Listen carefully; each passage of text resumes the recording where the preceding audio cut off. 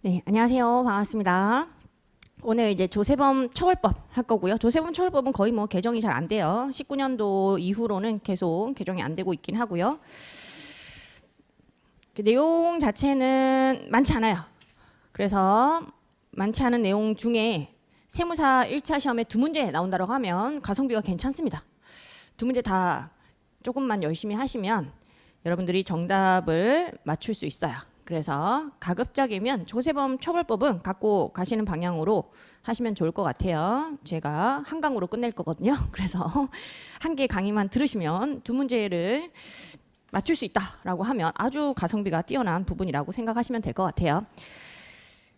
외울 건 엄청나게 많습니다. 어쩔 수 없이 암기할 양이 많은데 시험 전날 만약에 내가 뭘 봐야 될지 좀 고민이 된다라고 하면 조세범 처벌법을 보세요. 다 암기할 양인데 시험 전날 봐가지고 바로 그 다음날 시험 치러 갔을 때 나오면 바로 맞출 수 있거든요. 단순 암기 사항이 많아서 지금 외운다고 해서 시험 날까지 외울 수 있느냐 그러기는 좀 어렵고요. 나중에 지금 공부하고 나서 시험 전날 한 번 더 복습을 해주시면 훨씬 기억에 남아있는 상태로 시험장 가실 수가 있을 거라고 생각이 들어요. 우리 교재 943페이지부터 시작됩니다. 943페이지 볼게요. 조세범 처벌법의 목적과 적용 범위가 나오죠. 한번 읽어볼게요. 조세범 처벌법의 목적. 조세범 처벌법은 세법을 위반한 자에 대한 형벌에 관한 사항을 규정하여 세법의 실효성을 높이고 국민의 건전한 납세 의식을 확립함을 목적으로 한다. 형벌이라는 것 좀 동그라미 해놓으시면 되겠고, 조세 부과 징수 납부에 관한 범죄를 조세범이라고 한다라고 되어 있죠.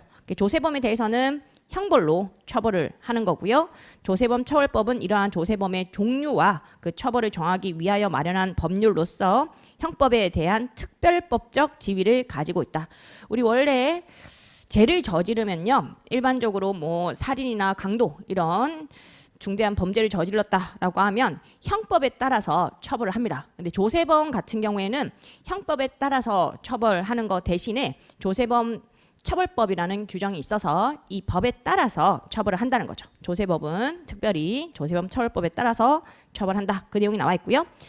그렇기 때문에 그 밑에 줄에 보시면 조세범 처벌법이 특별한 규정에 조세범 처벌법이 특별히 규정한 사항에 대해서는 그 규정이 형법에 우선 적용된다라고 되어 있고, 그러나 조세범 처벌법이 특별히 규정하지 않은 사항에 대해서는 일반적으로 형법 총칙이 적용된다. 조세범 처벌법 내용이 그렇게 많지 않다고 했죠. 모든 사항에 대해서 다 규정을 할 수가 없으니까 혹시라도 조세범 처벌법에 규정이 없다라고 하면 형법에 또 내용이 있으니 그 내용을 적용을 하도록 되어 있어요. 자, 그래서 갖고 가셔야 될 거, 우리 조세범 처벌법 같은 경우에는 형벌에 대해서 규정을 하고 있는 거고요. 뭐 벌금이나 징역형 이런 규정이 조세범 처벌법에 들어가 있는 내용이고요. 행정벌이라고 해가지고 가산세 규정은 개별 세법에서 규정이 되어 있어요. 가산세는 국세기본법에서 규정이 되어 있죠. 신고를 안 하거나 납부를 안 하면 신고 불성실, 납부지연 가산세. 조세범 처벌법은 이런 형벌 규정이 들어가 있는 법이에요. 다른 법하고 관계를 보면 형법이라는 것과 조세범 처벌법이라는 게 있고, 둘 중에 어떤 게 우선시 되느냐, 여기서 특별히 규정이 되어 있는 것은 조세범 처벌법이 특별법적인 지위에 있기 때문에 우선시 되는 거고요. 여기에 규정이 없는 경우에 한해서 형법을 적용한다는 거예요. 어떤 게 우선시 되는지 아셔야 되고, 혹시라도 형법을 우선시 적용한다라고 나오면 틀린 지문이니까 챙기셔야 돼요. 자, 그리고 또 적용 범위를 보면 여기서 우리 조세라는 것은 국세라는 게 있고 지방세라는 게 있잖아요. 조세범 처벌법에서 규정짓고 있는 세금은요, 지방세 빼고요, 관세를 제외한 국세로 합니다. 관세를 제외한 국세로 한다는 게 결과적으로 내국세로 한다는 거죠. 이 범위는 국세기본법하고 동일해요. 국세기본법에서도 관세를 제외한 국세에 대해서 규정이 되어 있고, 국세니까 또 지방세는 제외했죠. 조세범 처벌법 같은 경우에도 처벌에 대한 규정이 내국세를 포탈했다, 세금을 탈세를 했다라고 하면 거기에 대한 처벌 사항이 규정되어 있는 거고요. 지방세에 관련해서 뭔가 잘못했다라고 하면 지방세 기본법이라고 해가지고 거기에 처벌 규정이 따로 마련되어 있어요. 관세도 관세법에 따로 처벌 규정이 마련되어 있고, 우리가 말하는 조세범 처벌법에서 조세라고 하면 이 전체 조세를 얘기하는 게 아니에요. 이 조세는 정확하게는 내국세인 조세만 의미를 하고 있습니다. 전체 조세가 아닌데 뭐 관세를 포함한다 이렇게 문제로 출제가 되면 틀리죠.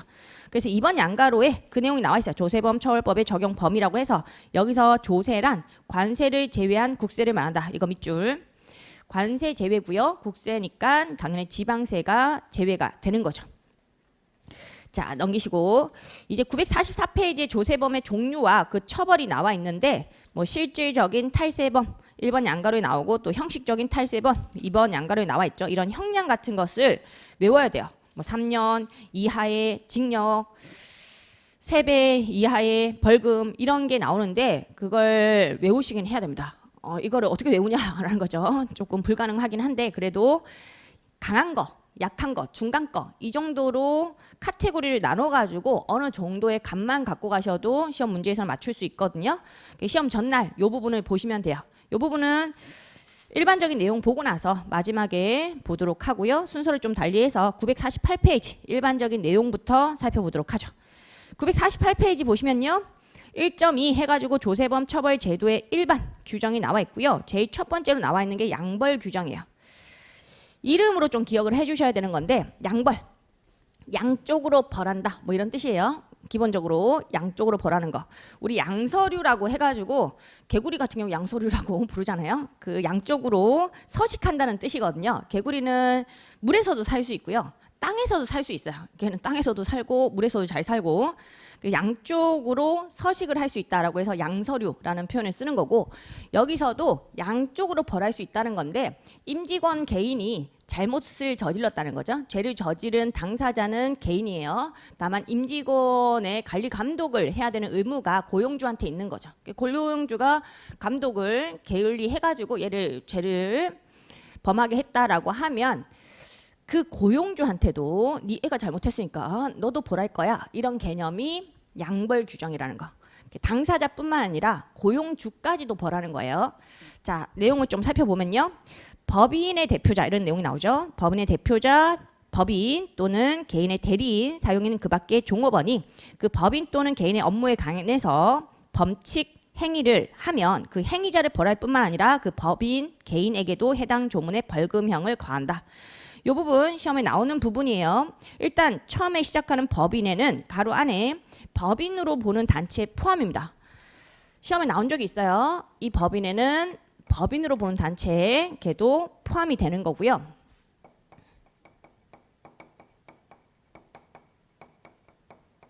제외로 나오면 틀려요. 포함. 그러니까 결과적으로 법인으로 보는 단체도 양벌 규정에 따라서 처벌될 수가 있다는 거죠. 근데 법인으로 보는 단체는 양벌 규정을 적용하지 않는다. 이런 식으로 틀린 지문으로 나온 적이 있으니까 그거 하나 체크를 해주시고요. 그리고 또 중요한 거 이런 법인의 대표자나 법인 또는 개인의 대리인, 사용인, 종업원 이런 임직원이 범칙 행위를 했어요. 당사자는 누구? 임직원이에요. 임직원이 범칙 행위를 하면 그 행위자, 당사자를 벌할 뿐만 아니라 그 법인 또는 개인이라고 하면 고용주를 얘기하는 겁니다. 법인, 회사 하고요. 개인 고용주한테도 해당 조문의 벌금형을 과한다. 벌금형 체크를 해주셔야 돼요. 자, 원래 임직원, 당사자가 잘못하면요. 얘한테는 벌금도 과할 수 있는 거고요. 그리고 징역도 과하게 할 수 있는 거죠. 당사자한테는 벌금 또는 징역이에요. 둘 다 가능한데 이 고용주한테는 법인 또는 개인 사업자 벌금만 과한다는 거. 징역은 살게 하지 않아요. 뭐 법인이면 법인한테 징역 살게 할 수 없잖아요. 법인은 뭐 사람도 아니니까. 근데 개인 사업자는 징역 살게 할 수 있지 않냐?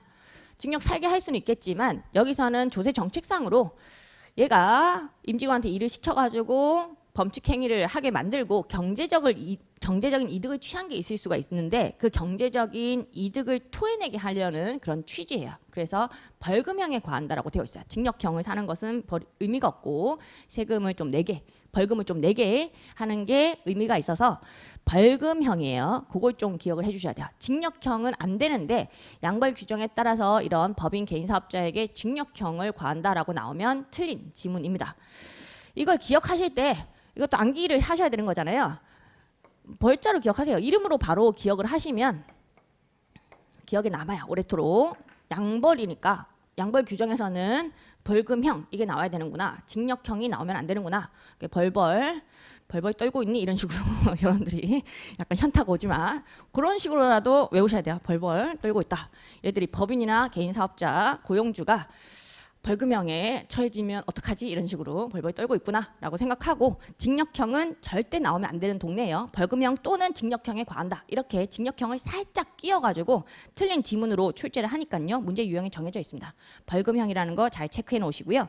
다만 옆에 보시면 법인 개인이 그 위반 행위를 방지하기 위하여 해당 업무에 관하여 상당한 주의와 감독을 게을리하지 않은 경우에는 그렇지 않다. 뭐 당연한 거죠.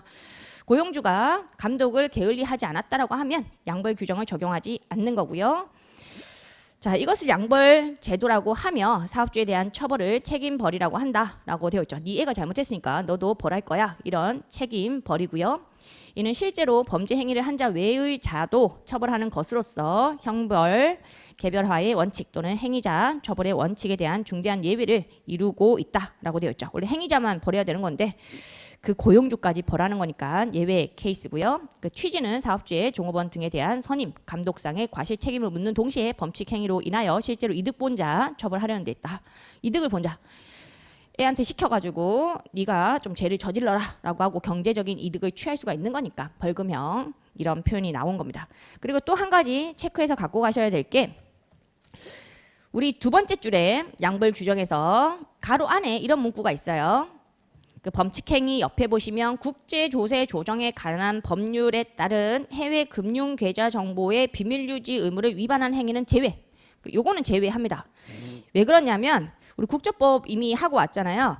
국조법상으로 비밀 유지 의무, 이거는 세무 공무원 이런 자들이 비밀 유지 의무가 있어요. 금융 계좌 정보가 있는데 이건 개인 정보이기 때문에 비밀을 유지를 해줘야 됩니다. 개인 정보를 유출해서는 안 되겠죠. 그런 행위를 했을 경우에 세무 공무원의 고용주는 누구냐?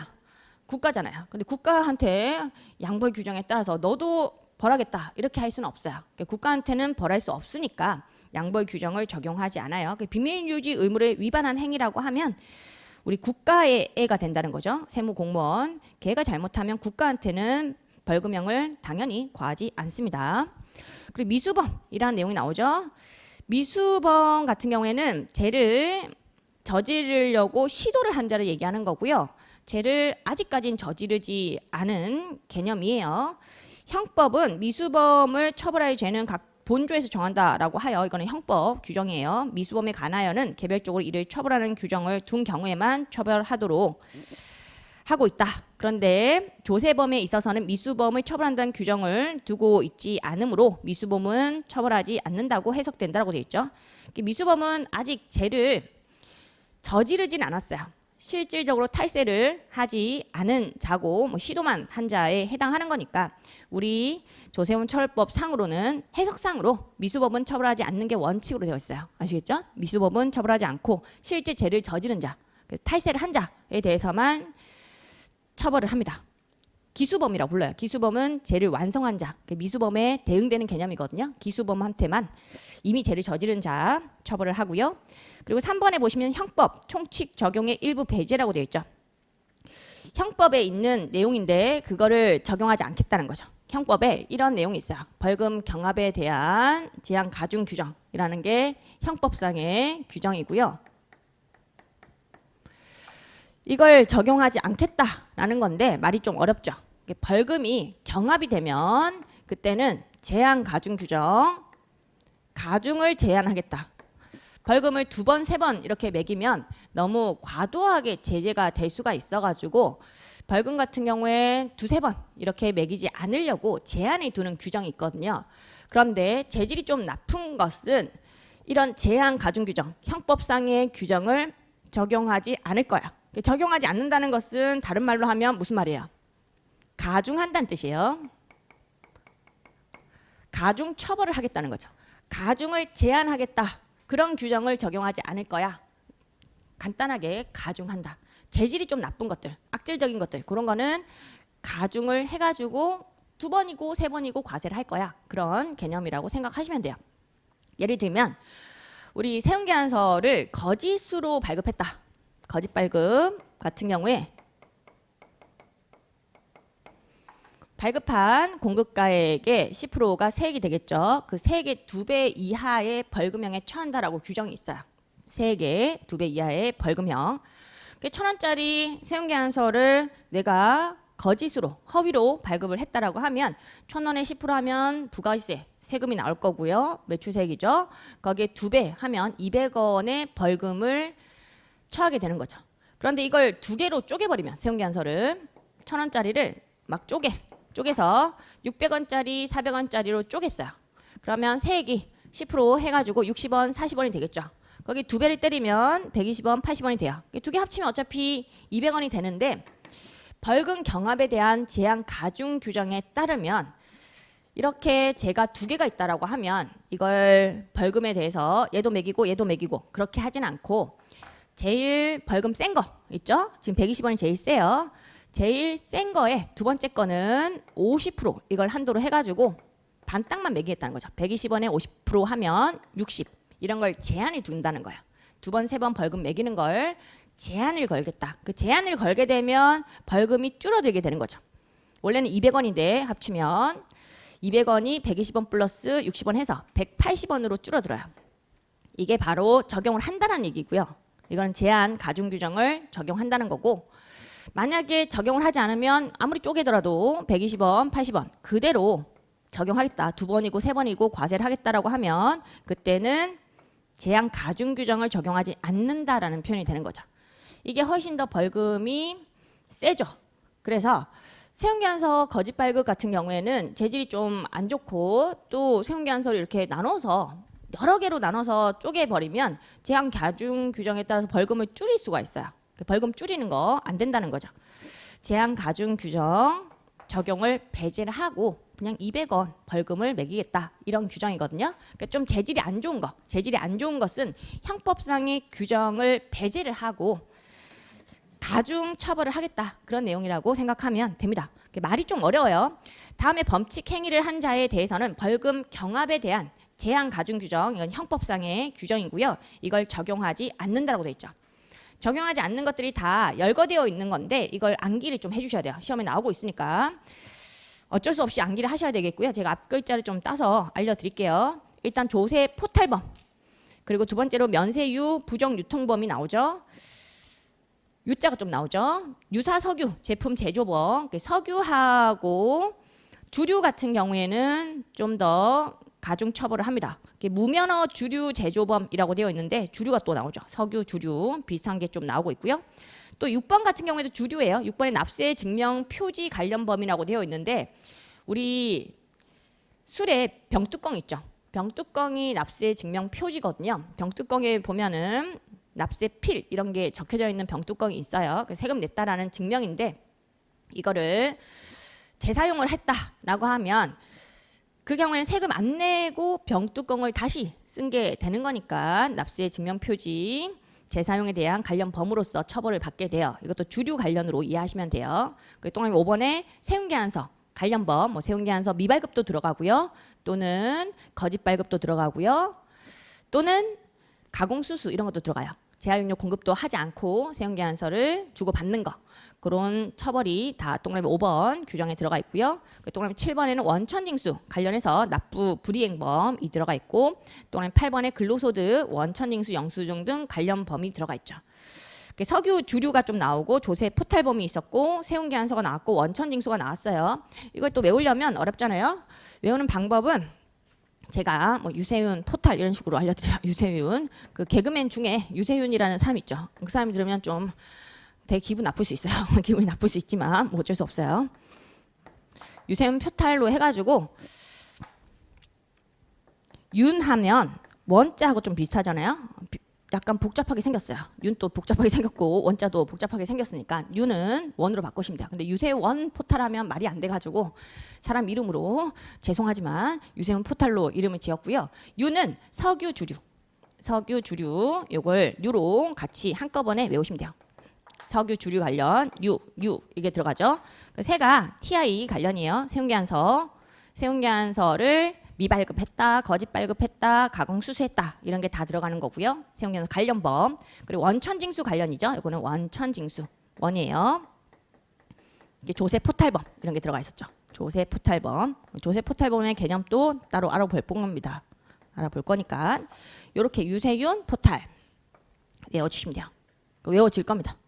이건 반드시 외워주셔야 돼요. 다음 중 벌금 경합에 대한 제한 가중 규정을 적용하지 않는 것은 또는 적용하는 것은 이런 식으로 물어볼 수가 있어요.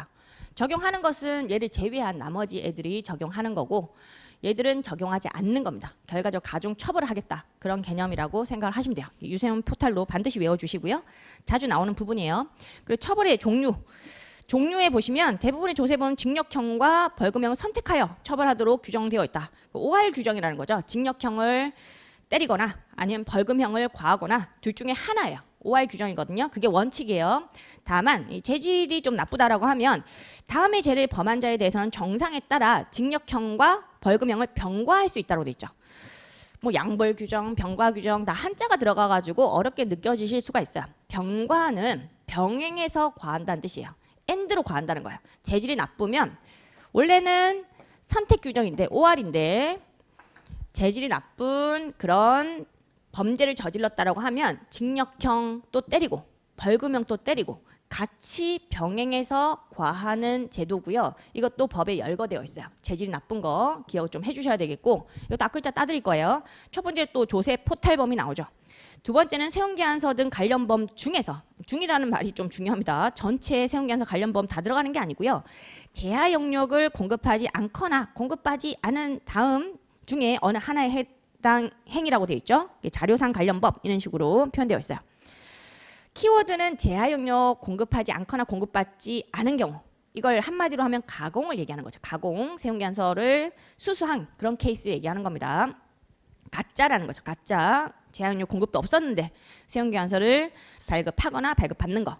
뭐 계산서도 들어가 있어요. 기억해 보시면 세운기한서 또는 계산서를 발급하거나 발급받은 행위. 또 학계표도 들어가 있습니다. 재하영역 공급도 없이 매출처별 또는 매입처별 생년 학계표 또는 매출처별 매입처별 계산서 학계표를 거짓으로 기재하여 정부에 제출한 행위가 나와 있죠. 자, 가공으로 기억을 해주시면 되겠고요. 또 그러면 3번이 해외 금융계좌 정보의 비밀 유지 의무 등의 위반범, 그리고 해외 금융계좌 신고 의무 불이행범 이런 게 들어가 있어요. 해외 금융계좌 관련이라고 이해하시면 되겠습니다. 그래서 요 경우는 제가 앞글자를 이렇게 따드릴게요. 조가해로 좀 외워주세요. 조가해. 좋아해로 외우셔도 돼요. 좋아해 이렇게 외우셔도 상관없습니다. 널 좋아해 이런 식으로 외우시면 또 외워지니까 어쩔 수 없이. 조는 뭐냐면 조세 포탈범 그거 얘기한 거예요. 조세 포탈범이 들어가고요. 가는 뭐냐면 가공수수 얘기하는 겁니다. 가공수수. 가공수수만 들어가는 거니까 제가 세로 따질 않은 거예요. 세로 땄으면 조세해로 여러분들이 좀 잘못 생각할 수가 있거든요. 세운기한서 관련범 전부 다 들어간 게 아니라요. 미발급 안 들어가요. 거짓발급 들어가지 않습니다. 가공, 아예 재하영역 공급이 없이 세운기한서나 계산서 또는 학계표 이거 관련 범이기 때문에 가로 외워주셔야 돼요. 조세로 외우시면 헷갈릴 수 있으니 가공으로 외우셔야 됩니다. 그 다음에 마지막으로 해죠. 해는 두 가지를 얘기하는 거예요. 두 가지. 얘는 비밀유지 의무 위반하고요. 신고 의무 위반 두 가지 다 들어가는 거죠. 조가해 이런 식으로 좀 유치해요. 이쪽 동네가 어쩔 수 없이 단순 암기사항이 너무 많이 들어가 있으니까 조가의 해로 외워주시면 외우실 수 있을 거라고 생각이 들어요. 병과 규정입니다. 조가해는 병과 규정. 재질이 나쁜 거. 재질이 나쁘기 때문에 가공 이런 거 딱 많이 들어보면 재질 나쁘잖아요. 재하영역 공급도 없는데 가짜에 세운기한서를 주고 받은 거니까 징역형하고 벌금형 둘 다 과할 수 있는 케이스. 동네마다 열거되어 있는 규정들이 다르니까 자주 보면서 외워주셔야 돼요. 그리고 5번 자료 5번에 고발 전치주의가 나오죠. 5번 주제.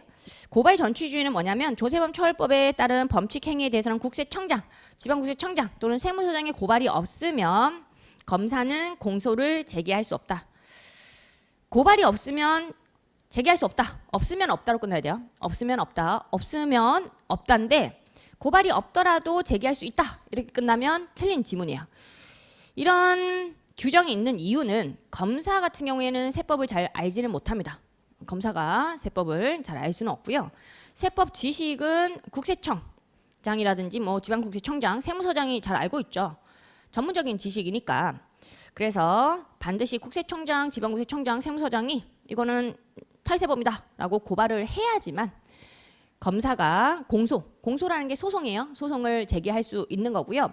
검사가 임의로 자기 판단 하에서 소송을 제기할 수는 없다는 거죠. 세법적인 지식이 많은 국세청장, 지방국세청장, 세무서장이 반드시 고발을 해야지만 공소 제기가 가능해요. 고발이 없으면 제기할 수 없다로 끝나야 됩니다. 없으면 없다. 이런 식으로 연결해가지고 챙겨가시고요. 이 지문 또 시험에 많이 나왔던 부분이거든요. 고발이 없더라도 제기할 수 있다. 이런 식으로 나오면 틀린 지문이라는 거 주의를 해주셔야 돼요.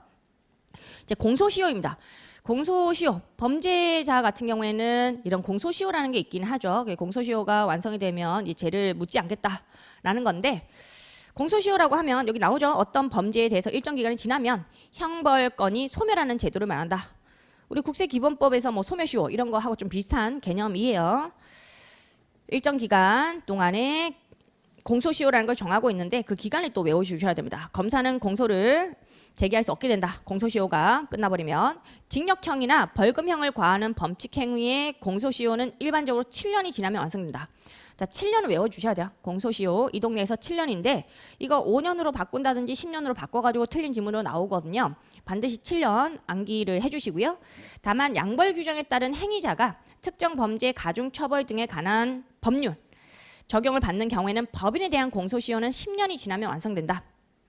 지금 양벌 규정에 따라서 임직원이 잘못한 거예요. 임직원이 잘못을 한 케이스에서 우리가 고용주한테도 양쪽으로 벌을 하는 제도였죠.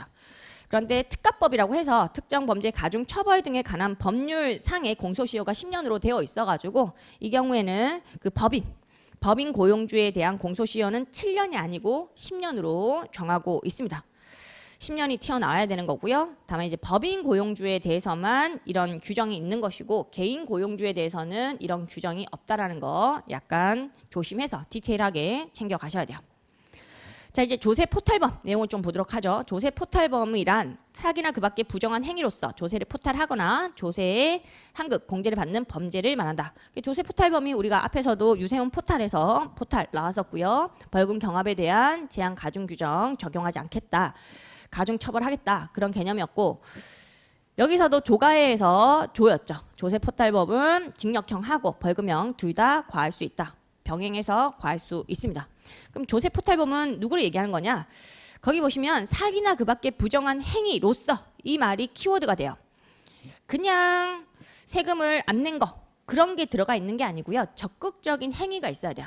세금 안 내기 위한 적극적인 행위. 이때 사기나 그 밖의 부정한 행위가 구체적으로 어떤 건지 바로 나와 있습니다. 조세형 포탈범의 구성 요건 해가지고 부정행위에 의한 조세 포탈, 공제 환급이라고 돼 있죠. 포탈이라고 하면 우리 일반적으로 말을 할 때는 탈세라는 표현을 많이 쓰죠. 그 탈세라는 표현을 법에서는 포탈이라는 좀 유식한 용어를 쓴다고 생각하시면 돼요. 포탈이라고 하면 정당한 세액을 납부하지 않거나 과소 납부한 거 탈세를 얘기하는 거고요. 환급이라고 하면 환급받을 수 없는 세액을 환급받거나 정당한 환급금을 초과해서 환급받는 거 그걸 얘기하는 거죠.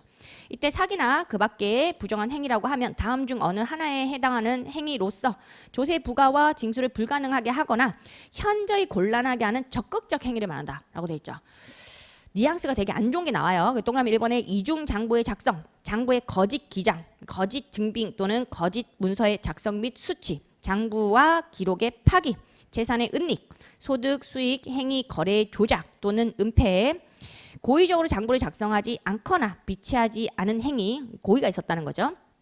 또는 계산서, 세운계산서 또는 계산서 합계표, 세운계산서 합계표의 조작, 전사적 기업 자원 관리 설비의 조작 또는 전자세운계산서의 조작, 그 밖의 위계에 의한 행위 또는 부정한 행위.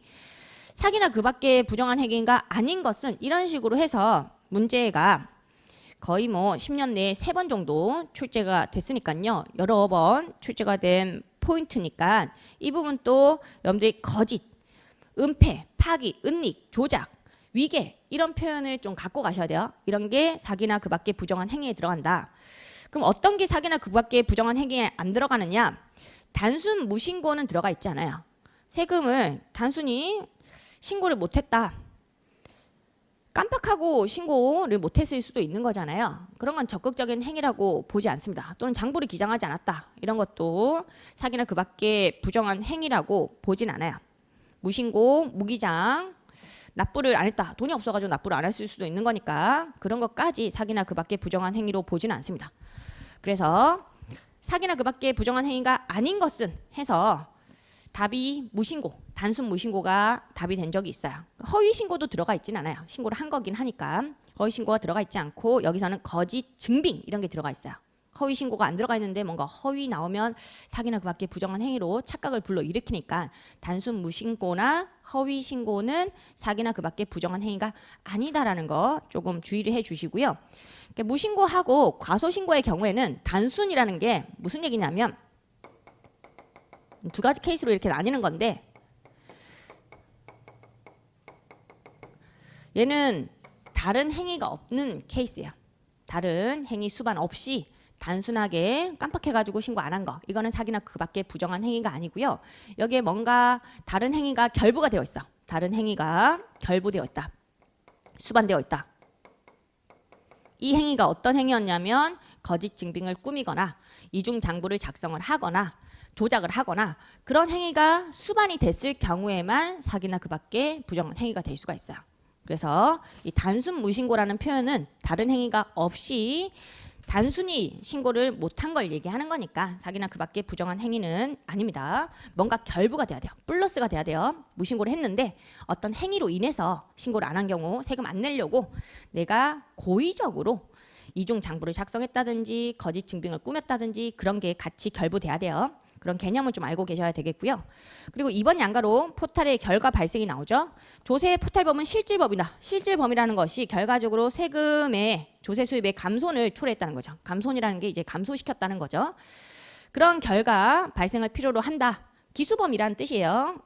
죄를 저지른 자를 얘기하는 겁니다. 실행 행위와 결과 사이에는 인과관계가 존재해야 한다. 따라서 구성 요건에 해당하기 위해서는 범죄의 실행 행위가 완성되는 시점인 기수 시기가 경과해야 된다. 기수라는 것이 기자가 이미 기자예요. 수가 이제 완성되다 이런 의미를 가지고 있습니다. 기수 시기가 경과하면 죄를 저지르는 거구나. 조세 포탈범이 되는 거고요. 조세 포탈범의 기수 시기는 포탈, 공제 환급의 결과가 발생함으로써 세수의 감손이 초래되는 시점이라고 돼 있죠. 감손이라는 것이 세수가 감소했다라는 뜻이에요. 손실을 초래했다 그런 뜻이고요. 현행 조세범 처벌법은 다음과 같이 규정하고 있다. 이 두 가지로 기수 시기를 나누고 있어요. 죄가 성립되는 그 시점이에요. 죄가 발생한 시점. 첫 번째로 납세 의무자의 신고에 의해 정부가 부가 징수하는 조세. 어떤 걸 얘기하는 거죠? 신고에 의해서 부가 징수한다라는 게 상증세 같은 걸 얘기하는 거야. 상속세, 뭐 증여세 또는 종합부동산세 이런 걸 얘기하는 거죠. 상속세, 증여세는 신고를 하긴 하나 신고로서 납세 의무가 확정되진 않아요. 우리가 국세기본법에서 내용을 봤던 거고요. 신고 의무는 협력 의무에 불과합니다. 자료 제출 의무에 불과하고 정부가 따로 결정을 해주도록 되어 있어요. 이 경우에 언제부터 죄를 저지른 걸로 보는 거냐? 원칙이 나와 있고 예외가 있죠. 원칙은 해당 세목의 과세 표준을 정부가 결정하거나 조사 결정한 후 그 납부 기한이 지난 때. 납부 기한 밑줄. 자, 무슨 얘기냐면 상속세 같은 경우에는 상속 개시일이 속하는 달의 말일로부터 6개월 이내에 상속세 신고를 하도록 되어 있어요. 근데 이 신고로서 납세 의무가 확정되진 않아요. 왜냐하면 상속세 같은 경우는 부자들의 세금이고 조세 포탈이 좀 심한 세목이라서 신고한 걸 믿어주지 않아요. 얘는 신고로서 납세 의무가 확정되지 않고 정부가 결정이란 걸 해줘야 됩니다. 신고를 하면 9개월 이내에 정부가 조사 결정을 하고요. 네 세금 이거야 라고 정해주는 거예요. 그리고 고의서를 보내겠죠. 고의서를 보내고 이때까지 내라는 거죠. 원래 신고하면서 납부도 하긴 하거든요. 신고하면서 납부도 하지만 정부가 결정한 세금이 더 커. 그러면 추가적으로 더 납부할 세금이 있을 거고 그거에 대해서 고의서를 보내고 납부 기한을 정해줘요. 이 납기를 넘겼다라고 하면 세금 내라고 한 시기를 넘겼으니까 죄가 성립되는 거죠. 이때부터 기수가 된다. 이게 원칙이에요. 원칙은 납부 기한이 지나면 기수 시기가 돼서 조세범이 되는 거고요. 다만 예외가 있습니다. 예외는 좀 땡기는 거야. 땡겨서 이때부터 바로 죄를 저지른 걸로 보는 경우도 있다는 거죠. 신고 기한 경과하면 예외적으로 이때를 기수 시기로 하는 경우도 있어요. 그 예외 규정이 이제 동그라미 이번에 나와 있는데 납세 의무자가 조세를 포탈할 목적으로 목적이 있어야 돼요. 조세 포탈 목적으로 세법에 따른 과세표준 신고를 하지 않음으로써 해당 세목의 과세표준을 정부가 결정하거나 조사 결정할 수 없는 경우에는 해당 세목의 과세표준의 신고 기한이 지난 때라고 되어 있죠. 조세 포탈 목적이 있었다는 거예요. 예외의 규정은 첫 번째로 조세 포탈 목적이 있었다. 그게 신고를 안 했다는 거예요. 목적으로 신고를 하지 않았다. 이게 협력 의무긴 한데 이걸 신고를 해줘야지만 상속이 있었구나, 상속받은 재산이 어느 정도구나 이런 규모를 파악할 수가 있어요. 상속이 됐다라는 것에 대해서 과세당국이 인지를 할 수가 있죠. 신고를 안 해주면 아예 맨땡에 헤딩을 해야 돼요. 상속받은 게 있는 건지 재산이 있는 건지도 알 수 없는 시점이거든요. 그런데 납세자가 조세 포탈 목적으로, 탈세할 목적으로 정부가 결정 못하게 신고를 해줘야지만 자료 제출이 되고 정부가 어느 정도 조사 결정을 할 수가 있어요. 조세 포탈 목적으로 결정을 못하도록 어떤 목적을 가지고 신고를 안 했다라고 하면 범죄를 빨리 저지른 걸로 보기 위해서 기수 시기를 앞당기는 거야. 안 그러면 신고도 안 했으면 결정을 못하고, 결정을 못하면 거기서 보내고 납기를 정해줄 수가 없겠죠. 그럼 죄가 성립이 안 되잖아요. 그럼 빨리 이때부터 죄가 성립된 것으로 보겠다는 규정입니다. 여기선 키워드 위주로 조세 포탈 목적 이런 표현을 좀 갖고 가시면 돼요. 어떤 목적을 가지고 신고를 의도적으로 안 한 거죠. 그때는 신고 기한이 지난 때 밑줄, 그러니까 납부 기한이 지난 때하고 신고 기한이 지난 때가 다른 말이에요. 이때 납부 기한은 고지서를 보내고 고지서상의 납부 기한을 의미하는 말이고요. 신고 기한은 우리 납세자가 원래 상수의 신고를 상속 개시일에 속하는 달의 말일부터 6개월 이내에 하는데 그 신고 기한을 의미하는 거니까 다른 시점을 얘기하는 겁니다. 이제 2번 양가로의 위 1번 양가로 이외의 조세, 이외의 조세라고 하면 여러분들이 알고 있는 법인세, 소득세, 부가가치세 그런 걸 얘기하는 거고요. 신고 납세 세목을 얘기하는 거죠. 신고 납세 세목은 그 신고 납부 기한이 지난 때, 우리 소득세 같은 경우에는 작년도 소득에 대해서 다음 연도 5월 말까지 신고를 해야 되고 또 신고하는 동시에 납부도 해야 되거든요. 신고 기한인 동시에 납부 기한이라고 표현하죠. 근데 5월 말까지 신고를 안 했어. 그러면 범죄가 성립이 된다. 기수 시기가 카운팅이 된다. 그런 의미예요. 자, 그래서 기수 시기가 어떤 의미가 있냐면 우리가 아까 공소시효라는 걸 봤죠. 범죄가 성립이 되면 이제 공소시효라는 게 있어가지고 7년이 지나면 공소시효가 완성되고 죄를 물을 수가 없거든요. 기수 시기 언제부터 얘가 기수범이 된 거냐 그걸 정하는 시점이에요.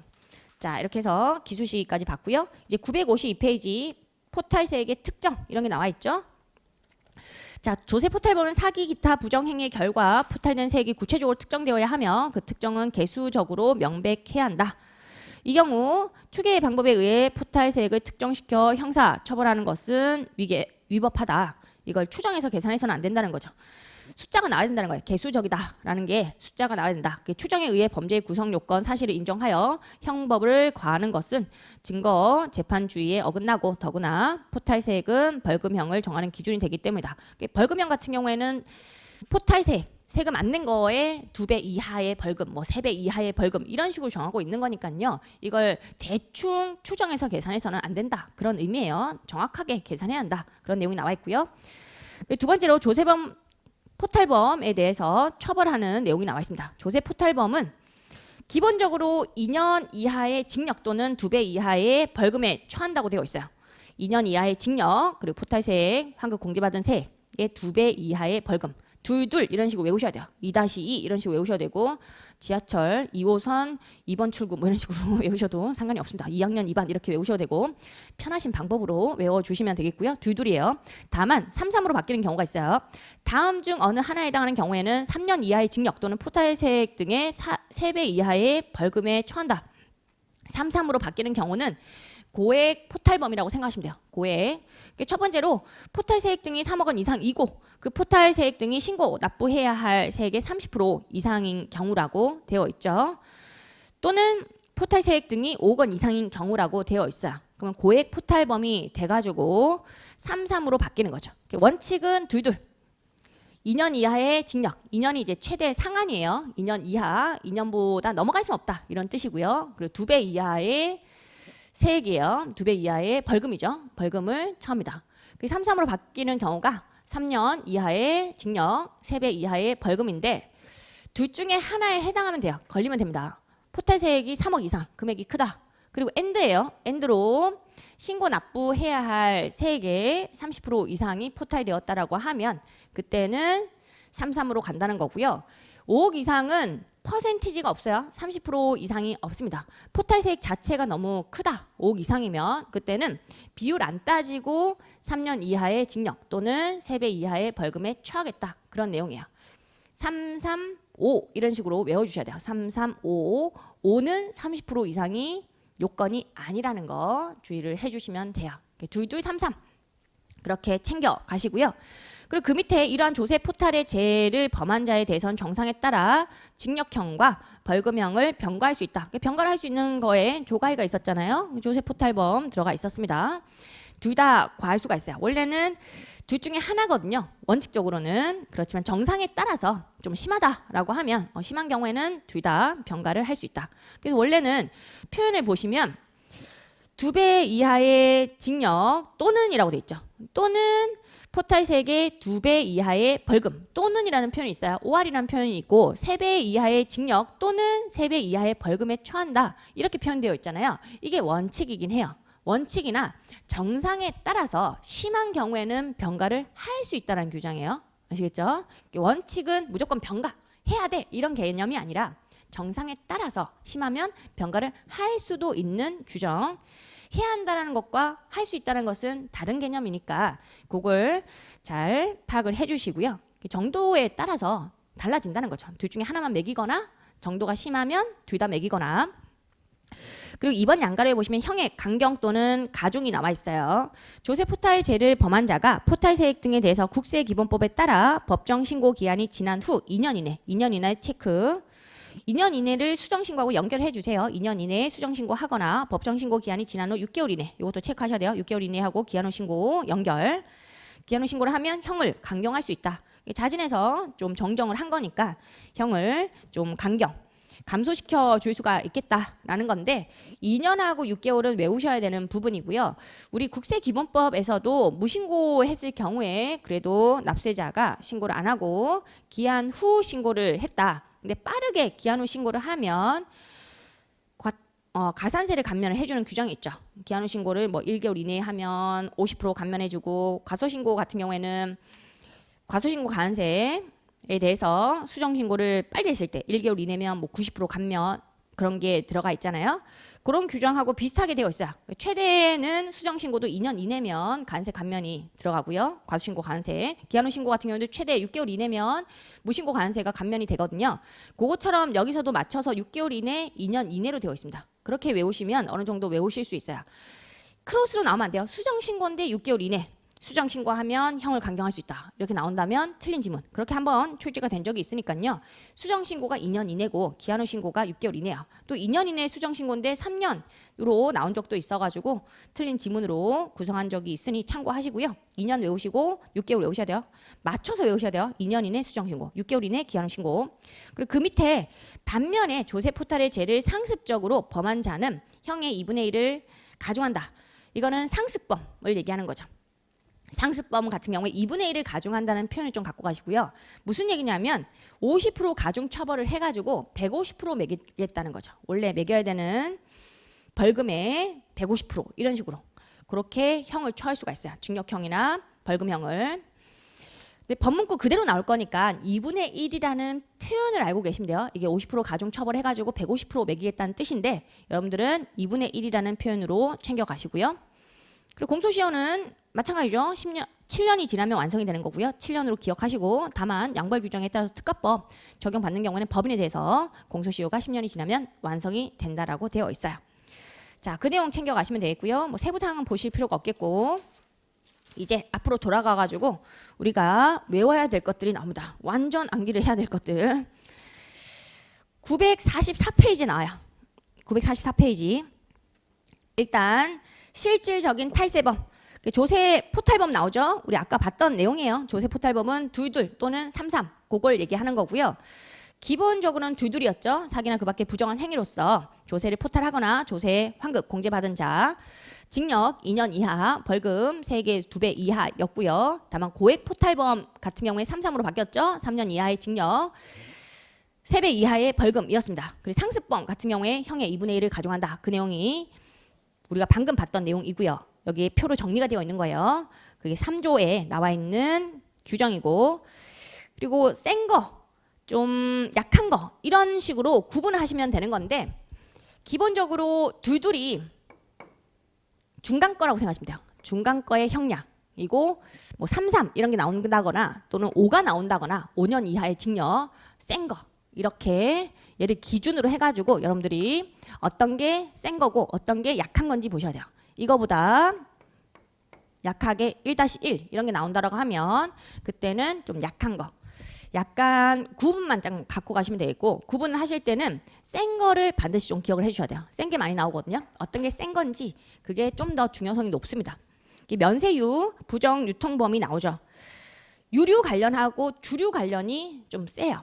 형량이. 면세유 부정 유통범 보시면 면세유를 용도 외의 용도로 사용 판매하여 조세를 포탈하거나 조세 환급 공제를 받은 석유 판매업자.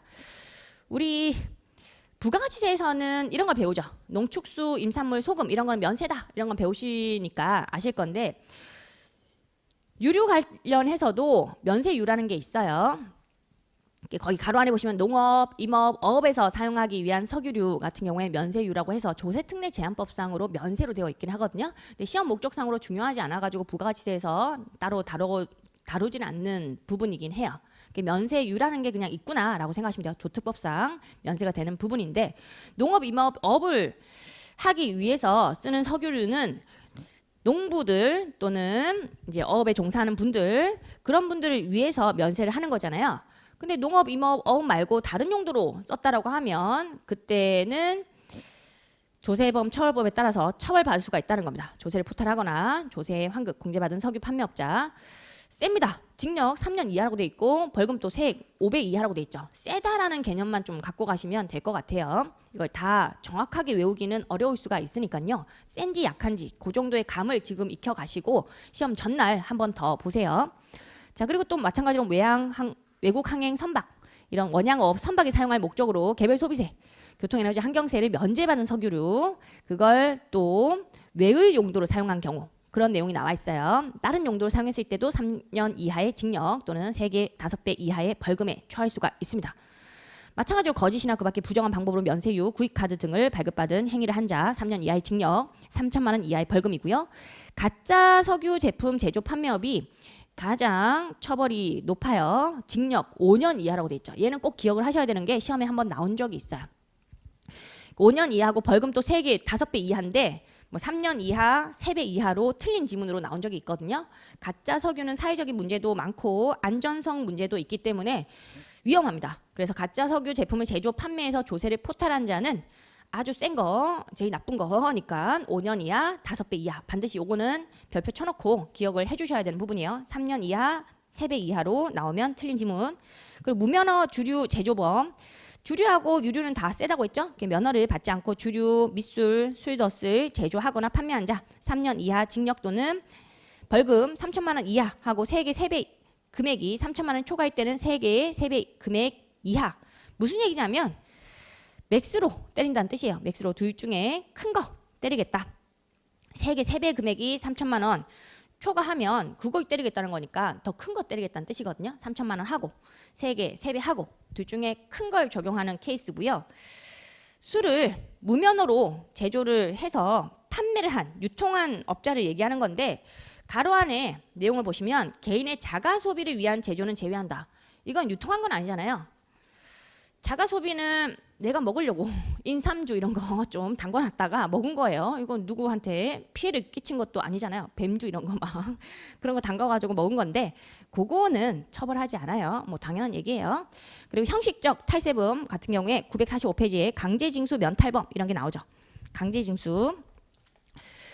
거기 보시면 범칙 행위자의 동그라미 1번 납세 의무자 또는 납세 의무자의 재산을 점유하는 자가 강제징수의 집행을 면탈하거나 면탈하게 할 목적으로 그 재산을 은닉, 탈루하거나 거짓 계약을 하였을 때, 강제징수하고 체납처분 면탈 이거는 같은 표현이에요.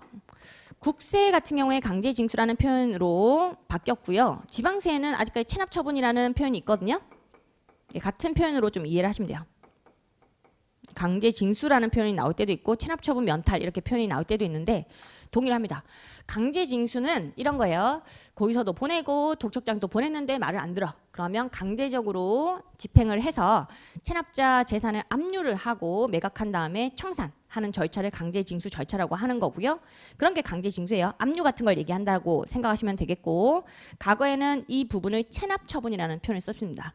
체납이라는 게 고의서상의 납부기한까지도 안 내면 체납자가 돼가지고 체납이라는 표현을 쓰거든요. 체납처분이라는 게 압류 같은 절차를 의미하는 거야. 지방세는 아직까지도 체납처분이라는 표현을 쓰니까 같은 표현으로 챙겨가시고요. 강제징수 면탈, 체납처분 면탈을 할 목적으로 재산을 은닉, 탈루하거나 거짓 계약을 했다라는 것이 압류를 못하게 하려고 내 재산을 숨긴 걸 얘기하는 겁니다. 그런 게 은닉이에요. 압류를 못하게 하려고 방해를 한 거니까 처벌이 세요. 3년 이하의 징역 또는 3천만 원 이하의 벌금으로 되어 있죠. 3.3이에요. 우리 과거에 시험 문제로 출제가 될 때 뭐 2년 이하의 징역 또는 2천만 원 이하의 벌금형에 처하는 범죄 행위가 아닌 것은 이런 식으로 출제가 된 적이 있고요. 2년 이하, 2천만 원 이하가 아닌 거 답이 요거였어요. 그래서 얘도 기억을 하셔야 돼요. 좀 센 거. 체납처분 면탈, 강제징수 면탈. 동그라미 이번에 압수, 압류 물건의 보관자가 그 보관한 물건을 은닉, 탈루하거나 손괴, 소비하였을 때 마찬가지죠. 압류를 좀 못하게 하려고 은닉, 숨긴 거고요. 손괴, 소비한 경우 방해 행위를 한 거니까 세고요. 이제 동그라미 3번은 좀 달라요. 자, 1, 2의 행위를 방조하거나 거짓 계약을 승낙한 자. 방해 행위, 그걸 방조했다. 좀 수동적인 자죠. 적극적으로 방해 행위를 한 게 아니라 가만히 방조하고 있었다라고 하면 그때는 처벌이 약합니다. 2년 이하의 징역 그리고 2천만 원 이하의 벌금. 약간 능동적이냐 수동적이냐 그거에 따라서 형량이 달라져요. 그 장부 소각, 파기, 은닉범이 나오죠. 조세를 포탈하기 위한 증거 인멸의 목적으로 세법에서 비치하도록 하는 장부 또는 증빙 서류를 해당 국세의 법정 신고 기한이 지난 날부터 5년 이내에 소각, 파기, 은닉한 자. 원래 장부는 5년간 보관해야 될 것 이런 게 세법에 규정되어 있잖아요. 그 5년 이내에 소각, 파기, 은닉함으로써 내가 포탈한 세금이 얼마인지 알 수 없게 만들어 버린 거예요. 기초 자료가 장부인데 그걸 없애버림으로써 포탈한 세액이 얼마인지도 알 수 없게 해버린 거죠. 그런 경우에 2년 이하의 징역 또는 2천만 원 이하의 벌금형에 처하도록 되어 있어요. 자, 그런 내용이고요. 장부 소각 같은 경우에도 좀 어느 정도 중간 정도의 처벌은 때립니다. 그 성실신고 방해범이라고 되어 있죠. 납세 의무자를 대리하여 세무신고를 하는 자가 세무대리인 조세 부과 징수를 면하게 하기 위하여 타인의 조세에 관하여 거짓으로 신고하였을 때 세무대리인이 잘못을 하면요. 형량이 어느 정도까지는 처벌되는 거고요. 그 밑에랑 좀 비교하셔야 돼요. 세무대리인이면 2년 이하의 징역 2천만 원 이하의 벌금인데 밑에 보시면 납세의무자로 하여금 과세표준에 신고를 하지 않게 하거나 거짓으로 신고하게 한 자 또는 조세 징수 납부를 하지 않을 것을 선동하거나 교사한 자라고 되어 있죠. 얘는 1년 이하의 징역 1천만 원 이하의 벌금이에요. 뭐가 다르죠? 세무대리인이었냐 제3자였냐 그거에 따라서 달라요. 세무대리인은 회계사, 세무사 그런 자를 얘기하는 건데 회계사, 세무사는 전문 직업인이잖아요. 전문 자격사니까 아무래도 도덕성이 요해지고요. 책임의식이 강해야 됩니다. 그런데 이런 세무대리인이 남의 조세에 대해서 거짓으로 신고를 했다라고 하면 형량을 어느 정도 처벌을 하는 거죠. 근데 세무대리인이 아닌 자였다라고 하면 형량이 좀 낮아지는 편이고요. 조세 징수 납부를 하지 않을 것을 선동하거나 교사했다. 이런 표현이 약간은 이런 거죠. 왜 세금 많이 내냐? 바보냐? 이런 식으로 옆에서 자꾸 쭝얼쭝얼한 거죠. 그런 제3자가 그렇게 했다라고 하면 그때는 나쁜 거니까 처벌을 하긴 하는데 조금 약해요. 1년 이하 징역 또는 1천만 원 이하의 벌금. 근데 세무대리는 그래서는 안 된다는 거죠. 세무대리는 세금을 대신해서 신고를 해주는 자니까 도덕성이 요해지는 직업입니다. 그 밑에 보시면 세금계산서 등의 관련범. 얘는 파란색으로 음령 처리가 되어 있죠. 중요하다는 뜻이에요. 우리 파란색으로 음령 처리가 되어 있는 게 944페이지에는 제3조 조세 포탈범 요게 중요했고요. 22 또는 33으로 가는 거. 그리고 세금계산서 관련 범위 중요하기 때문에 파란색으로 음령 처리가 되어 있는 거야. 우리 교재에. 이걸 좀 보면요. 다음 중 어느 하나에 해당하는 행위를 한 자. 자, 보시면 동그라미 1번 카테고리 전체적으로 보면요. 얘는 공급자 관련이에요. 미발급, 거짓발급 이런 게 나와 있어요. 그리고 한 장 넘겨보시면 길죠, 내용이. 동그라미 2번 카테고리 안에는 뭐가 들어가 있냐면 공급받는 자 관련이 나와 있어요. 세운계안서를 미수치, 거짓수치 그런 게 나와 있는 거죠. 동그라미 3번은 시작하는 문구가 공급하지 않거나 공급받지 않고라고 되어 있죠. 얘는 가공을 얘기하는 겁니다. 가공, 수수. 세운계안서를 가짜로 수수한 케이스죠. 이게 세 가지 카테고리로 크게는 나눠 볼 수가 있는 거고요. 다시 돌아와가지고 945페이지 동그라미 1번 기역, 니은, 디귿, 리을이 있습니다. 자, 기역 같은 경우에 세운계안서를 발급해야 할 자가 세운계안서를 발급하지 않거나 미발급, 거짓으로 기재하여 발급한 행위, 거짓발급. 그 니은은 이제 소득세법, 법인세법에 따라 계산서를 발급해야 할 자가 계산서를 발급하지 않거나 거짓 발급한 거, 미발급, 거짓발급. 소득세하고 법인세에도 포탈할 수 있는 거니까 계산서도 다 같이 들어가 있는 거고요. 그 디귿은 학계표예요. 부가세법에 따른 매출처별 세운계안서 학계표 이걸 제출해야 할 자가 거짓으로 제출한 행위. 여기서는 미제출은 들어가 있지 않아요. 그거 약간 주의하셔야 됩니다. 세운계안서하고 계산서는 미발급도 들어가 있었죠. 걔는 미발급이 들어가 있는데 학계표는 좀 종속적인 거예요. 세운계안서는 적합하게 잘 발급을 했는데 그거를 옮겨 적는 개념이니까 미제출 같은 경우에는 잘못이 크지 않다. 처벌을 따로 하지 않는 거고요. 세운계안서 관련 범위에 들어가 있지 않아요. 거짓 제출만 세운계안서 관련 범위에 들어가 있으니까 약간 디테일하게 신경을 써주셔야 돼요. 학계표는 종속적인 거예요. 그리고 리을은 소득세법, 법인세법 상의 계산서 학계표 그게 들어가 있는 거죠. 세운계안서나 계산서 그런 내용이에요. 자, 동그라미 1번은 공급자 관련이고요. 1년 이하의 징역 또는 벌금인데 가로 안에 공급가액의 부가가치세 세율을 적용하여 계산한 세액의 2배 이하. 공급자니까 공급한 공급가액을 얘기하는 거고요. 공급한 공급가액의 세율 적용한 세액은 매출세액 얘기하는 거죠. 매출세액의 2배 이하예요. 매출세액의 2배 이하, 제가 아까 사례도 이렇게 거짓 발급을 했다라고 하면 세액의 2배 이런 식으로 때렸잖아요. 공급가액의 2배가 아니라는 거. 그것만 좀 주의하시면 돼요. 우리 부가가치세에서는 가산세 규정이 있죠. 미발급의 경우에 가산세를 때릴 때 2% 가산세율을 공급가액에 적용해요. 그것 때문에 좀 헷갈릴 수 있는 부분이에요. 이 동네는 2배라는 규정이 세액에 때리는 겁니다. 공급가액이 아니라 세액에다가 때려가지고 벌금형에 처한다. 그 내용이고요. 안 내도 되는 벌금을 내야 되는 거야. 세액 베이스로 가는 거지 공급가액 베이스로 가면 너무 큰 금액이 되는 거거든요. 세액 베이스로 합니다. 그 내용 좀 챙겨가시면 될 것 같고요. 자, 그 다음에 또 동그라미 2번에 나오는 내용 좀 보면요. 얘는 공급받는 자의 개념이요. 대응되는 개념이거든요. 기억해 보시면 세운계안서를 발급받아야 할 자가 통정하여 세운계안서를 발급받지 않거나 거짓으로 기재한 세운계안서를 발급받은 행위. 미수치, 거짓수치 그걸 얘기하는 거죠. 이때는 통정이라는 키워드 하나 체크해 주셔야 돼요. 원래 세운계안서를 미수치하면 이미 제재가 있거든요. 세운계안서가 없으면 매입세액 불공제라는 아주 강력한 제재가 있어요. 그게 부가세에서 규정이 되어 있잖아요. 미수치했는데 내가 이미 제재를 당했는데 또 뭐 징역 살거나 벌금 쳐야 되는 거냐? 말이 안 되죠. 그래서 어떤 경우에만 이런 조세범 처벌법에 따라서 처벌받냐면 통정을 해야 돼요. 통정이라는 것이 짜고 쳐야 된다는 거죠. 공급자하고 짜고 쳐서 미수치, 거짓수치를 했다라고 하면 그때는 재질이 나쁜 거니까 이런 징역형이나 벌금형에 처할 수 있다. 그런 규정이에요. 그 니은 같은 경우에도 소득세법, 법인세법에 따라 계산서를 발급받아야 할 자가 통정해서 계산서를 발급받지 않거나 거짓으로 발급받은 경우 계산서 미수치, 거짓수치가 나와 있죠. 통정 체크하시고요. 디귿 보시면 학계표예요. 부가세법에 따른 세운계안서 학계표 제출할 자가 통정해서 매입처별 학계표를 거짓 기재해서 제출한 행위가 나와 있죠. 이때는 공급받는 자니까 매입처벌이 나온 거야. 아까는 공급자였으니까 매출처벌이 나온 거고요. 미제출이 없습니다. 여기서는 거짓 제출만 있죠. 학계표는 다 미제출 없이 거짓 제출만 들어가 있고요. 통정이라는 표현, 키워드 체크하시고 리을 보시면 소득세법, 법인세법에 따라 계산서 학계표를 제출하여야 할 자가 통정해서 매입처별 계산서 학계표를 거짓 제출한 경우 미제출 없죠. 다 징역, 1년 이하의 징역 또는 벌금인데 이 벌금은 가로 안에 공급가액의 부가세 세율을 적용해서 계산한 세액의 2배 이하라고 돼 있죠. 이때 공급가액은 공급받는 자니까 공급받은 공급가액 얘기하는 거예요. 공급받은 공급가액이니까 결과적으로는 매입세액을 얘기하는 겁니다. 세액에다가 2배 이하면 매입세액에다가 2배 이하로 벌금을 산정하는 거고요.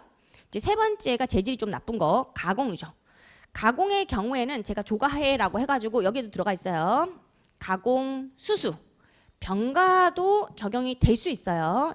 정상에 따라서 징역형 또는 벌금형의 병행해서 처할 수 있는 케이스죠. 1번, 2번은 병가에 안 들어가 있어요. 그래서 제가 조세해가 아니라 조가해로 암기를 하자라고 했잖아요.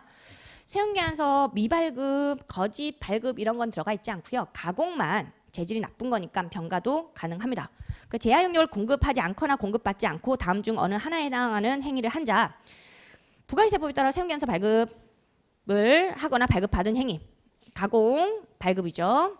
그리고 가공 수치도 들어가 있는 거죠. 발급받은 행위도 들어가 있으니까 가공 수수라고 이해하시면 되겠고, 또 소득세법, 법인세법에 따른 계산서를 발급하거나 발급받은 행위, 계산서, 가공, 수수. 또 디귿에는 합계표가 나와 있어요. 매출, 매입처별, 세운계안서 합계표를 거짓으로 기재하여 제출한 행위. 가공은 공급자, 공급받는 자 같이 규정이 되어 있는 거죠. 그래서 매출처별도 나오고 매입처별도 나와 있는 거고요. 거짓 제출 이런 표현이 있죠. 그리고 리을에 계산서, 매출, 매입처별, 계산서 합계표를 거짓 제출한 행위가 나와 있습니다. 가공 같은 경우에는 형벌이 아주 세요. 3년 이하의 징역 또는 공급 가액에 부가세 세율을 적용하여 계산한 세액의 3배 이하의 벌금형에 처할 수 있습니다. 3년 이하, 3배 이하니까 센 거는 좀 기억하셔야 돼요. 가공이 들어가 있고요. 동그라미 4번에 위 3번 가공 행위를 알선하거나 중개한 자가 나오죠. 자료상이라고 해가지고 가짜 세운계안서를 소개하거나 이제 중개를 해가지고 주고받게 하는 경우가 있거든요. 이런 중개업자도 잘못을 한 거니까 형량을 또 적용해가지고 처벌을 하고자 하는 거고요. 그 밑에 5번 같은 경우에 세무를 대리하는 세무사, 공인회계사, 변호사가 위 3의 행위를 알선하거나 중개한 때, 이런 또 가짜 세운계안서 주고받게 알선을 하거나 중개했다라고 하면 세무 대리는 도덕성이 요해지는 직업이에요. 책임감도 있어야 되고. 그런데 이런 가공 가짜 세운계안서를 수수하게 중개 알선을 했다라고 하면요. 옆에 보시면 해당 형의 2분의 1을 가정한다. 해당 형이 3년 이하의 징역 또는 3배 이하의 벌금형이었잖아요. 그거에 2분의 1을 가중하면 150%까지 가중 처벌이 가능하다는 거예요. 2분의 1 또 기억하셔야 됩니다. 세무 대리인에 대한 내용이 나온 적은 없지만 우리랑 또 관련되어 있는 내용이니까 시험에 나올 수가 있고요. 2분의 1 가중 규정까지도 반드시 꼼꼼하게 챙겨주셔야 돼요. 이제 947페이지 명의 대여 행위 범위 나오죠. 자, 첫 번째로 조세 회피 또는 강제 집행의 면탈을 목적으로 타인의 성명을 사용하여 사업자 등록을 하거나 타인 명의의 사업자 등록을 이용하여 사업을 영위한 자. 그 동그라미 1번은 다른 사람 명의로 사업자 등록을 했다, 또는 다른 사람 명의의 사업자 등록증이 이미 있는데 그걸 좀 빌려와가지고 사업을 영위를 했다는 거예요. 다른 사람 명의를 빌렸다, 빌린 자를 얘기하는 겁니다. 빌린 자는 좀 능동적인 자예요. 징역도 2년 이하, 벌금도 2천만 원 이하라고 되어 있는데 그 밑에 거하고 비교 정리를 해주셔야 돼요. 조세 회피, 강제 집행의 면탈 목적으로 자신의 성명을 사용하여 타인에게 사업자 등록을 할 것을 허락하거나 자기 명의의 사업자 등록을 타인이 이용하여 사업을 영위하도록 허락한 자. 허락한 자는 빌려준 자를 얘기하는 거고요. 명의 대여자.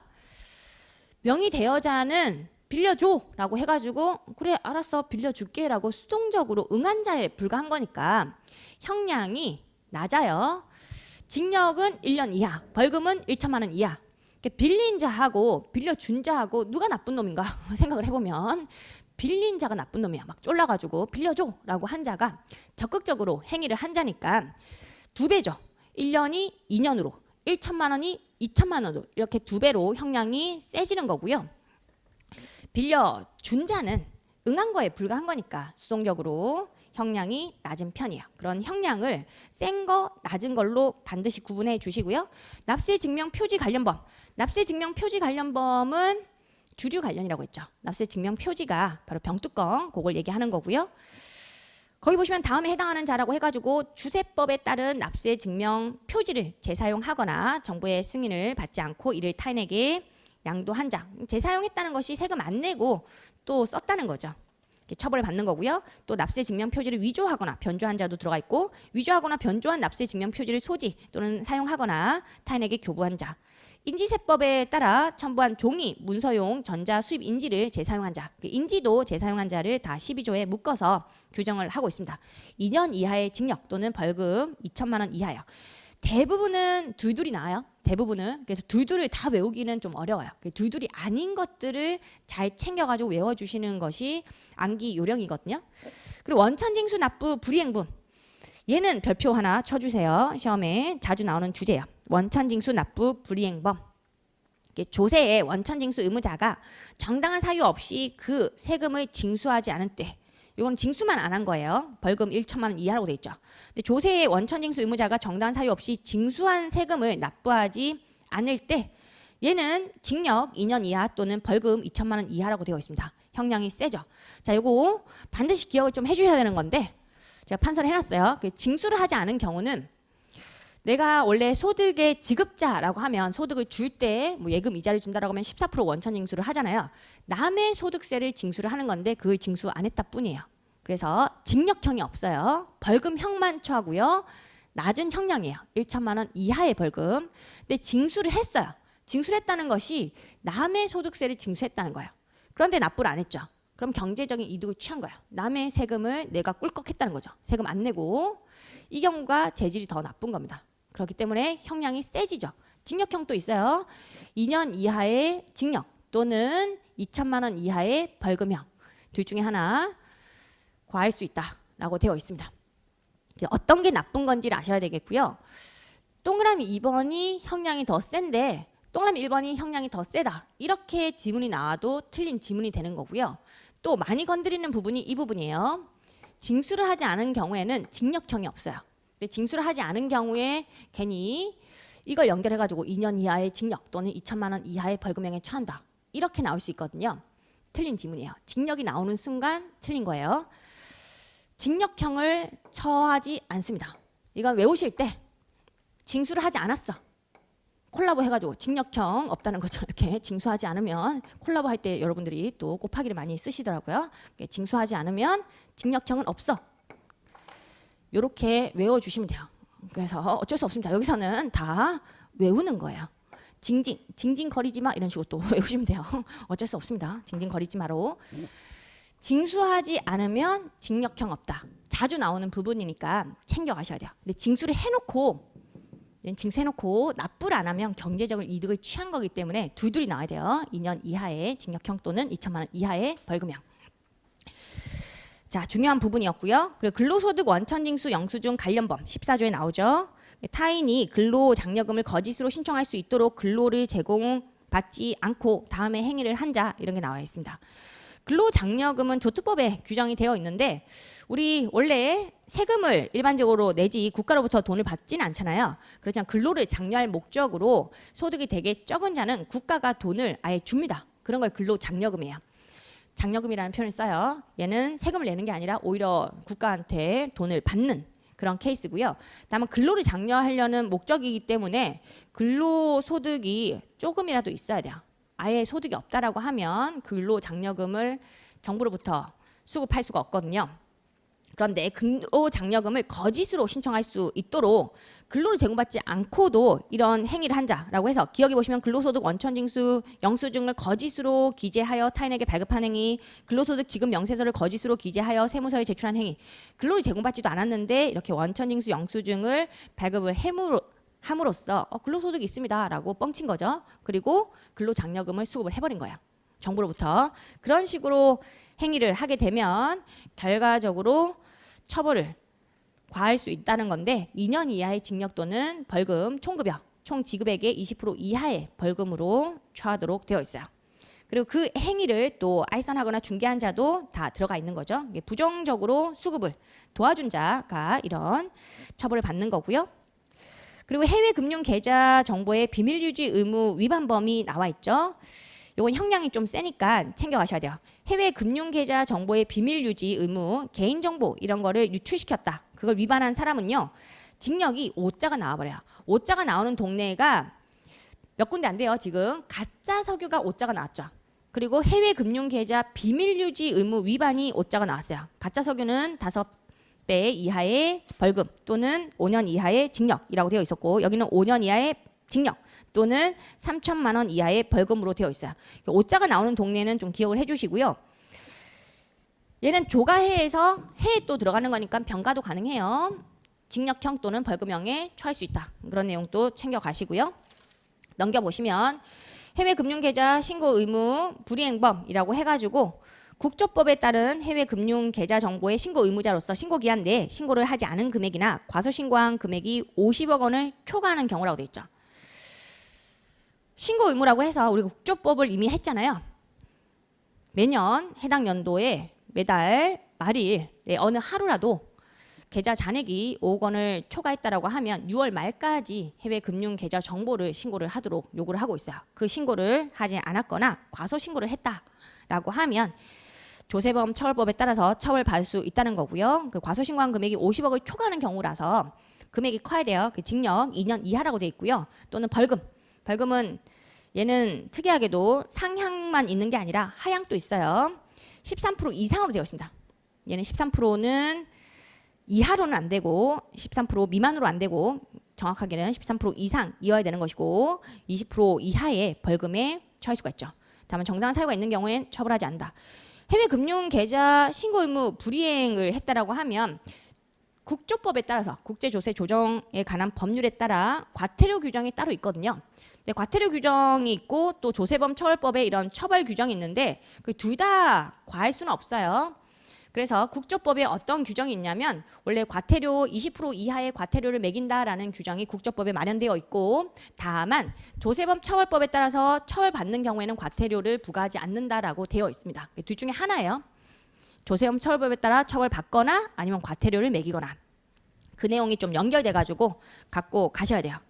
자, 이렇게 해서 우리가 좀 센 거 하고 약한 거, 중간 거 전체적인 내용을 봤고요. 센 거는 기억을 좀 해주셔야 돼요. 센 거는 여기다가 정리를 좀 해놨거든요. 대부분은 둘둘이에요. 둘둘이 아닌 것들, 약한 거, 센 거 기억을 해주셔야 되는 건데 특히나 센 게 시험에 많이 나왔기 때문에 센 거는 좀 갖고 가셔야 돼요. 뭐 3년이 나왔다든지 또는 5년이 나왔다든지 이런 내용들을 좀 갖고 가시고요. 5년짜리 나온 게 가짜 석유하고요. 해외 금융계좌 비밀유지 의무 위반. 요게 5년짜리였습니다. 나머지 이제 또 3년짜리 이런 것들이 있었죠. 조세 포탈범 같은 경우에는 정확하게는 가중형량만 얘기하는 겁니다. 가중형량. 원래 조세 포탈범도 원칙은 둘둘이었어요. 2년 이하의 징역 또는 2배 이하의 벌금이었죠. 그렇지만 고액 포탈범이었다. 고액 포탈범은 개념 아셔야 돼요. 335로 기억하면 된다고 했죠. 포탈 세액이 3억 이상 and 30% 이상인 경우에 고액 포탈범에 들어갔고 또는 포탈 세액이 아예 5억 원 이상이라고 하면 비율 무관하게 가중형량을 적용해요. 3년 이하의 징역 또는 3배 이하의 벌금이었습니다. 가공수수가 또 형량이 셌고요. 세운계안서를 아예 재활용력 공급도 없이 가짜로 발급하거나 발급받은 행위였죠. 해외 금융 계좌도 있었고 가짜 석유도 있었고 주류 관련은 다 형량이 센 걸로 들어가 있었고요. 체납처분 면탈 또는 뭐 강제징수 면탈 이렇게 불러도 되는 건데 이 부분은 압류를 방해를 한 거니까 세무공무원 일을 해야 되는데 그 일을 방해한 거니 형량이 좀 세게 되어 있어요. 이것도 외워주셔야 되는 건데 우리 조가해는 일단 기본적으로 들어가 있고요. 조가해. 조가해 중에서 조가해 병가할 수 있는 규정의 해는 둘 다를 얘기한 거였거든요. 비밀유지 의무 위반하고 또 신고 의무 위반 둘 다 병가할 수 있는 규정이긴 하나 센 거는 비밀유지 의무 위반만 센 거예요. 개인정보를 유출한 거니까 얘가 센 거고 신고 의무 위반은 2년짜리였거든요. 3년짜리가 아니었어요. 조금 조심해 주셔야 됩니다. 신고 의무 위반에 또 50억 초과 이런 표현이 있어가지고 괜히 형량이 센 것 같이 느껴질 건데 신고 의무 위반이 오히려 형량이 낮은 편이에요. 2년짜리고 얘가 5년짜리 되게 센 걸로 되어 있어요. 가짜 석유도 세고요. 주류 이런 것도 셌죠. 그리고 체납처분 면탈 이런 것도 셌죠. 이거는 이렇게 외우시면 좋을 것 같아요. 조가해에다가 조가해비 그리고 유탈 이런 식으로 유자는 여기도 있고 여기도 있으니까 한꺼번에 유탈하면 안 돼요. 근데 유해생인데 탈락하면 절대 안 되고 이건 안 좋은 거니까 그럼 징역을 살 수도 있다. 되게 세게 살 수도 있다. 이런 식으로 말이 안 되지만 그냥 외워주세요. 이해를 좀 해주시고 저도 현타가 옵니다. 조가, 헤비 이런 식으로 조가, 헤비, 유탈 이런 식으로 뭔가 안 좋은 뉘앙스가 튕기잖아요. 유탈은 절대 하면 안 되는 거. 엄청 징력도 센 거. 그런 식으로 해서 조가, 헤비, 유탈로 외워주시면 어느 정도 외워지실 거예요. 조세범 처벌법은 어쩔 수 없이 다 외우는 거거든요. 시험 전날 보시면 좋은 부분들이 많이 들어가 있고요. 제가 알려드린 앞글자, 뭐 앞글자만 조가, 헤비, 유탈 이렇게 기억하시면 안 되고 조가 뭔지, 가가 뭔지, 해자가 뭔지, 비자가 뭔지, 또 유탈이 뭔지 기억을 해주셔야 돼요. 조가 조세 포탈이었고, 가가 가공수수, 헤비에서 해외 금융계좌 비밀유지 의무 위반이 들어가 있었고, 유가 가짜 석유, 주류 같이 묶어서 유였고요. 탈이 체납처분 면탈 또는 강제징수 면탈, 거기서 탈이었어요. 이렇게 좀 외워주시고, 또 징징거리지 마 이런 것도 외워주셔야 돼요. 원천 징수를 하지 않았다라고 하면 경제적 이득을 취한 건 아니니까 징역형은 살게 하지 않아요. 징징거리지 마로 외우시면 징역형이 없다라는 걸 알 수가 있고요. 징수를 했는데 납부를 하지 않으면 경제적인 이득을 취한 거예요. 2년 이하의 징역, 2천만 원 이하의 벌금형으로 되어 있고요. 이 부분 또 중요한 부분이었고, 또 유세윤 포탈, 조가해 이런 것도 외워주셔야 돼요. 유세윤 포탈에서 유가 뭔지 다시 한번, 석유, 주류 관련이었어요. 그 세가 세운계안서 관련인데, 이 세는 세운계안서 관련범 다 들어가요. 미발급, 거짓발급, 가공수수까지 전부 다 들어가서 벌금, 경합에 대한 제한 가중 규정을 적용하지 않고 가중 처벌을 하는 거예요. 유세윤 포탈. 유는 원천징수 관련이었고요. 포탈 같은 경우에 조세 포탈범이 들어가 있습니다. 그리고 병가가 조가해예요. 어느 동네에서 어떤 앞글자가 나왔는지도 자주 보시면서 외워주셔야 돼요. 조가해에서 조는 조세 포탈범, 징역형, 벌금형 정상에 따라 병행해서 과할 수 있고요.